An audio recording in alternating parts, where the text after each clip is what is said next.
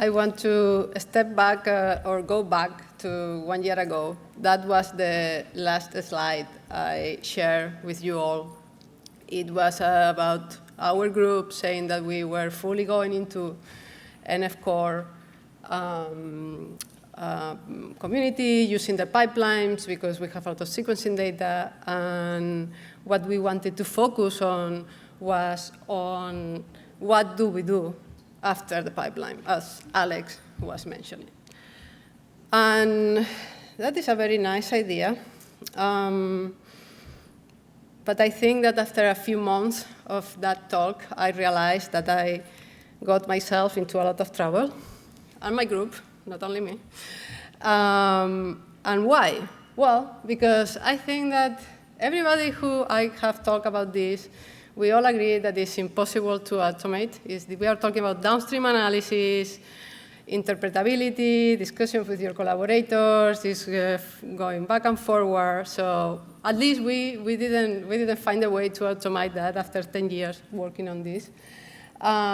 It's going to be multiple programming languages because every package is different. Like maybe there is a good Python package or a new R package or bioconductor or whatever. And that created the nightmares of environment. So that was cool as well. Of course, it's impossible to find a one-size-fits-all, and we are not going to even being close to solve that, but that is a reality, right, of every single analysis out there.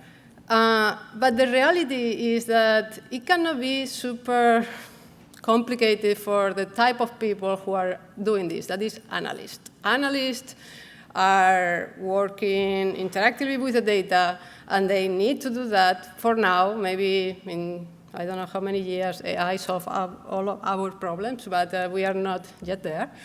So it needs to be close to that. They are not developers, they are not software engineers, they are analysts trying to make sense of the data. And then, after a while, I realized, if Phil didn't do this yet, probably it's impossible because this person has done a lot for bioinformatics. And yes, I mean that Phil. I don't know, in case there was any doubt. But OK, so I was there thinking, I'm now in the middle of this. I presented this last year. I need to present something next year. People are waiting for that. And then I say, OK, maybe I want to think about how and what, but most importantly, why I want to do this. There has been a why do you want to get into troubles? I don't know. I have heard why like 20 times today. In the hackathon was every 2 minutes, why this test is not passing, what I'm doing here is sunny out there. We are in Boston. Why we are in a room? I don't know. So I really want to answer this question. And I'm going to do it in 2 ways, but I really want to spend some time for what I think is the why that gives us purpose, why we are here, why we are getting to the trouble of advancing technology, science. And for me, the only way to do that is to share through examples. So why we are here. This is one example. I have heard it. We want to cure diseases, right? We want to help people. We want to even have wellness. This is an example of one. This is a few years old, so probably the number is higher now, probably more in affecting 150,000 people in the United States. If you are good at math, you can make the numbers for the whole world. It's multiple myeloma. It's a type of cancer, blood cancer. And one of the first symptoms that you will see is bone pain, fracture. That doesn't sound very nice. As well, you will see that it's actually affecting as we get older. So it's not like this amount of people in the whole population. It's mainly when you get over the 60 years old. What that means is that these people who are suffering this kind of cancer or will suffer is in the top or whatever, in one side of the distribution. I want to share a fun fact here. I, of course, try to use AI to get a representative illustration of the world to share or to visualize diversity in race and age. And after the third time, I gave up because I felt bad about the environment. We got the gray hair, but I told to put it there because there is no way it was not even having the concept of aging. So that was, for me, like very interesting to know. But anyway, so we have this side of the population, right? Like maybe 30%, 20%, that some of them will get this cancer. What is happening with them, right? Like what? Well, I mean, this is a survival curve. So survival means that the people who, through the time since they are diagnosed, they survive. And 30 years ago was pretty bad. That is a blue line. The red line is more closer. We are better now. You will say 80% of people at mark of 5 years, that is that line, survive. Is surviving good enough? Surviving can be many things, right? You can be all day in a bed surviving, and you will be counting there. But I don't know, maybe we need to do better than surviving, right? So for sure I will, that is one reason for me that we are here. We need to focus in not only surviving, we need to focus on give people a second chance. Okay, this one back. So, but just getting a little bit more specific, like, because numbers sometimes are like, feels, I don't know, difficult to find meaning on them. So what that means, this number means, is that close to 1% of the population at some point is gonna get multiple myeloma when you reach that age. Okay, that is a number of 108, 133. If you look at this room, that means that one of us is going to develop that cancer. That is math. And I think that like hits me because it's not just a number anymore. It's not just, you know, like information anymore. It's like a person who I have shared maybe 20 years of my career is going to be in that pool. So I think that this is why we are here, right? We want this 80% to be 100%. We don't want to count survival. We want to count like quality of life. And this is because we go through the troubles of advancing technology at any level, any of the things that I've heard. But I want to go farther than this. I hope at this point you feel like, oh, okay. I mean, it could be me. It could be my friend. Definitely, probably you feel motivated to continue getting those tests running and pass it in GitHub. I'm going to ask Geraldine for help. Because Geraldine is a good leader, right? I mean, I need a leader right now. Okay, Geraldine. She doesn't know. She doesn't know. I need you to make people do something in this room. Because then I will ask a question. So I really need them to do this. So very easy. I just want them to stand up and sit down. All of them more or less coordinately because then we sit faster. So whenever you're ready. I don't have a mic. Okay. All right, people, on the count of 3, we are going to stand up. 1, 2, 3. Everybody up. Okay. And then you want them down? And 1, 2, 3, and down, please. All right, perfect. Wow, amazing. I know that you could do it. I couldn't do it. Okay, no, come here, come here. Go. I have a question. Okay, so now everybody, please, like remember this, that second, and then I want you to score the effort of doing that from 0 to 10. Okay, 0 being like, I didn't even think about it. I was just looking at Geraldine, like, and 10 being like, oh, really, I couldn't like stand up and sit down. Okay, so think about that. What do you think is the average number that people will say about from 0 to 10, this standing up and sit down? I mean, based on how fast people stood up, I would say probably 8-ish. 8 is hard, 7 so to 8? 2. Oh, sorry. Oh, that's... well, Okay, 8. You gotta label the axes.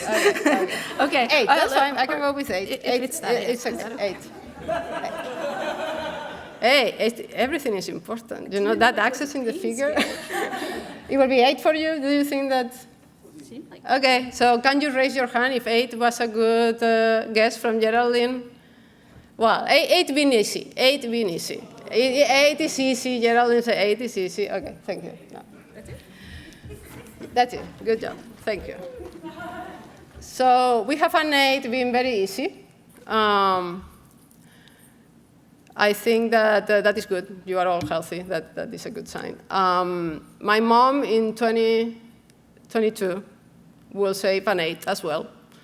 You know, like she wouldn't think about standing up or sitting down. She will just do it.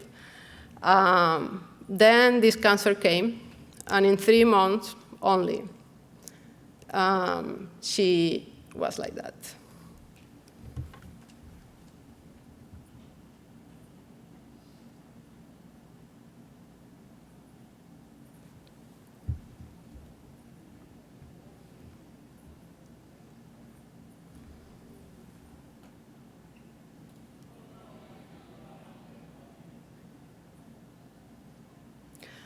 So I didn't put the whole video because it will take some minutes. This cancer will break your bones. It will be extremely painful.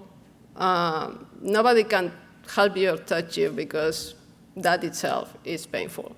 So we are doing what we are doing because whoever is a person who gets this, hopefully doesn't get to this point. She won't ever be an 8, probably a 5, is fair to say. These people need to be under chemo the whole life because there is no cure. So for me, that is a good purpose to remember when you feel like why you are going through so much trouble, because you really are making a world where nobody needs to reach that. Of course, it's not going to happen from one day or another, but this is the purpose I want to share with you. And I hope that whenever you are in some of these moments, you remember that you really are impacting the way that we find solutions for these people, and these people is basically us, because there is not these people, it's us. So the second why is more about what I do as my job, and it's like why I'm doing this project is because we want to increase reproducibility. We want to increase scalability and accessibility with urgency. So we need to do it as fast as possible, but without compromising any of the two. In this project I'm sharing with you today, like how we can do that. For me and for my group, the way to share is like more in the end of the data analysis journey, where analysts are really trying to interpret data. So we have the data management, we have the processing, workflows, and then we have data interpretation. We have plenty of tools in the first two. We need more. There is never enough. There is still a lot of challenges there. But we are really focused in the analysis. And how people are doing that, Alex mentioned it. This is how we have been doing it, and we do it still, many of them, is getting the knowledge from different places, ChatGPT included, and all this is valid. Copy-paste is not my favorite, but still it happened. But the gap that we have there is that you are taking information without context or from tutorials or example data. And what is happening, and Olga beat me to this, is that you are having this Instagram versus reality problem. where you go to some tutorial or a documentation of package and they say something, and do you imagine, oh, potatoes, oh, I imagine the potato chip. But then you get your data, and it's like, no, it's the other potato that is sad potato. A better example is this. It's like single-cell data. You go to the tutorial. You get beautiful clusters, magnificent markers. And then you get multiple myeloma data, and you get this. And what do you do with that? There is no function in the tutorial with that. So we really want to bring the knowledge of everybody learning how to analyze more real or challenging data into some common place, so we don't need to reinvent the wheel, or we don't need to keep asking ChatGPT to produce the same output, maybe. And this is what we want to help. I'm not going to even say solve, help. We want to help with this project, with all these fancy keywords there, but they are all true. This project is meaning to be a common repository of knowledge. It should be as much as agnostic as possible to languages, because there are tools written in different languages. They are meant to be templates, guidelines, of course with test data, because it's always good practices. It's meant to be a place where people can discuss about edge cases or more complex data. It's not meant to be automated. I mean, maybe at some point there is enough knowledge that is possible, and it can be the training data for AI, agents, whatever.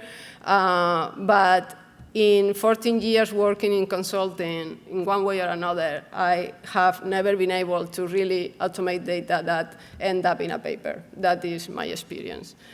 And as Alex mentioned, this is the core team. It originated from them. They are analysts mainly. The other thing I wanted to share about that is that in our group, we work in like 3 different branches, and this is kind of the resulting from platform that is bringing custom projects and teaching together, because this is about teaching as well, people coming from different backgrounds, and if they are new to the field. And we had to mainly develop that to streamline the process of analyzing data through all different institutions. And again, we use the templates. They have parameters. Still, every single time that we had to analyze something, we need to just do it iteratively. Like, there is no way, there is no project that we just hit run and we created the report after all these many projects. So if somebody, I don't know, find that solution, please let me know. It will be much easier for us. And as Alex shared, we are under bcbio. She talked a lot about how to get that. We are mainly focusing on RNA-seq and single cell now, because it's what we have, but we are welcoming any other. Is in GitHub. You can go to the individual repositories to get an idea of the different type of data that analysis we have. And as well, we are going to keep working. We will really like people to use it and contribute it back, because the idea is to have knowledge from many people here. And hopefully, with the help of our advisors, we walk in the right direction. And just mentioning, finally, all the different institutions or groups that one way or another have participated here.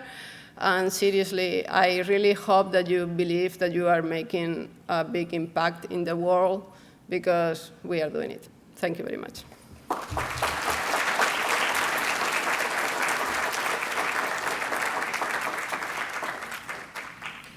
Hey, thank you so much, Lorena. We have time for a few questions. Any questions from the audience? Okay.